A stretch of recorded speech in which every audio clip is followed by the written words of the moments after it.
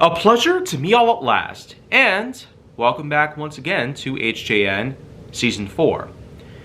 More importantly, we got HJN Super Graphics in line. For the next subject in particular that I hope to talk about, the next game that I hope to talk about, this is A Boy and His Blob Retro Collection for number 2577. But, of course, before we talk a bit about the Retro Collection, which we had gotten over a year ago, let's talk a bit about the story of A Boy and His Blob. A Boy and His Blob was made by David Crane, a video game developer whom in fact made the game in '89 and released in 1990. The game itself was cited in many different ways.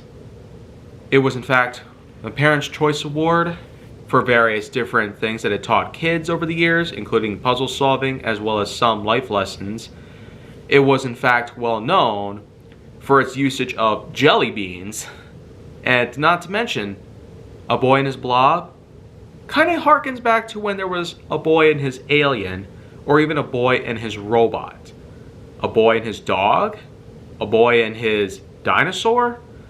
I mean, there's just hundreds of different ways that I could possibly piece this thing together. So it makes sense that even by today, like in September of 2023, when there was an AVGN episode about it, which I'll leave a link for in the description box below if you want to check it out. But in any case though, we were finally able to get A Boy and His Blob remastered for modern consoles. And boy did they do an outstanding job, because by early 2024 I was all over the idea of playing this game. I mean, the fact is that it mostly centers on the original NES release, as well as the Game Boy release, and even the Japanese versions of both games. But, of course, the story of A Boy and His Blob goes something like this. The boy, as well as his blob companion, are out and about exploring the sewers, exploring the city, and exploring various other environments in order to collect a variety of different treasures. These treasures are in fact being sold at the local pharmacy to purchase a variety of vitamins. And the reason for this is because the Blob, whom is nicknamed Blobber, hopes to get back to his home of Blobalonia, where he hopes to defeat an evil king and save his world from his terror. Yeah, his reign must come to an end. In the same regard as how certain other movies centered around characters that required special help from a certain special someone in order to defeat their greatest adversaries. It's that kind of tale that shows that over the years, even the best people we know of so far can sometimes be taken down by a horrifying asset. Yeah, it's that classic adversary clash that never stops giving some unique vibes in life. And I sure do hope that with the minds of various film directors that we've gotten over the years, with the minds of unique game designers, and of course the creative value from hundreds of people around the globe and beyond, I do hope that it continues giving for as long as possible. In any case though, A Boy and His Blob Retro Collection is basically little more than both NES and Famicom versions as well as Game Boy versions. But, of course, we can't forget to talk about another game about A Boy and His Blob, released on the Nintendo Wii nearly 20 years later. But that itself is an entirely different story, although for the most part A Boy and His Blob on the Wii does give us the unique side-scrolling platforming action plus the variety of jelly beans. But one thing that really is a unique piece about A Boy and His Blob is that it's not just the fact that jelly beans are there for the heck of it. The boy carries around a nice big backpack full of jelly beans that he feeds the Blob, and the Blob can transform into a variety of different tools. The thing is, this is one of those cases where it's an NES puzzle solving game. Puzzle solving, problem solving, intuition, thought process, etc. The Blob transforms into these tools, but the thing is, you gotta find out what the jelly beans are made for. There are some ways that back in the day, like Nintendo Power for instance, they were actually able to highlight what the jelly beans are capable of doing. And the fact is that unless you were an expert on, let's say, semantics, wordplay, and whatnot, you would have no idea what the jelly beans would do. For instance, there's Coca-Cola flavored jelly beans, or simply cola jelly beans, which turns the blob into a bubble for the boy to sit inside. This is especially useful when navigating underwater, if you're trying to get a hold of giant-sized diamonds from underwater.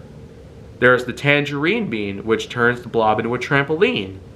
So, a unique rhyme play with it, in addition to the semantics and regular wordplay. There's also apple, which turns into a jack, like Applejack. Yeah. Cereal joke aside, it still works in its own right. And of course, there's also cinnamon blowtorch, which some people have compared it to the blowtorch scene from Home Alone. So, those are just a few examples of what you can expect to get when it comes to playing a Boy and His Blob retro collection. The beans are capable of various tools that the blob is able to transform into. But by feeding him the correct bean, you can actually create the correct tool that you need, whether it be a trampoline, a blowtorch, a bubble, a ladder, or even a hummingbird. And there's even a bowling ball. Man, I don't know how useful that could possibly be, but it still at least does its own way. But in any case though, through the usage of the beans, navigating through the lands, and of course collecting as many treasures as possible, you eventually make your way back up from the sewers to the city, where you can then make your way to the vitamin shop, the pharmacy in particular, in which that, depending on how much treasures you collected, it'll be transferred into cash, which then of course can be used for purchasing the various vitamins. And you do need a set amount of each in order to make your way out to Blobolonia. Eventually, there was a rocket. Yeah, the blob can turn into a rocket through the usage of another bean. They then make their way to Blobolonia, which of course they do in fact at least have some ways of defending themselves from you.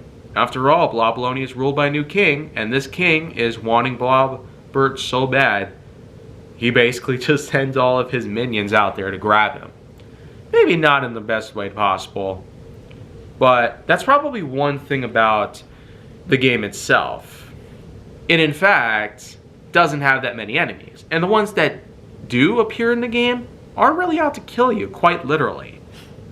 But I will say that they actually did do a good job in terms of remaking the game in HD, and the Game Boy itself does have itself a nice way as well, and the Japanese versions are also pretty decent as well.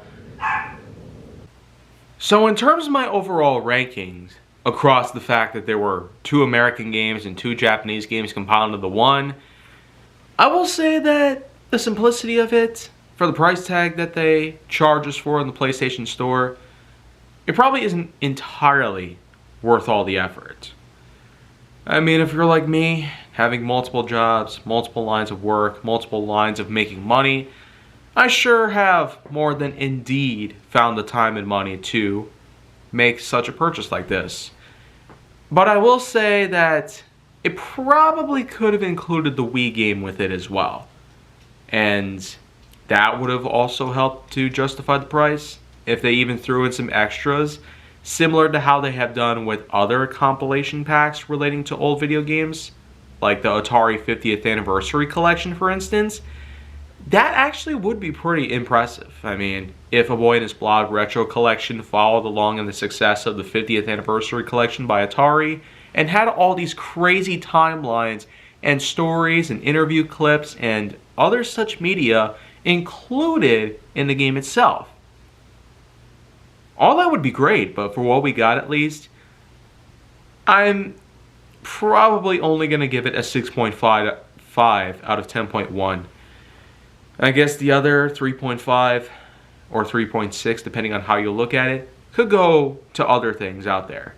There's only so many things that I could possibly give a top tier score to. Though I will say, some of the greatest that I've ever possibly played in history will include the Resident Evil Remake series, Dragon Ball Z Kakarot, Ark Survival Evolved, Red Dead Redemption 2, as well as many others. But 6.5 is what we're left with in this instance. But in any case, make sure to like, subscribe, comment, follow me wherever you can find me, and stay on the Hollywood side for more of this material.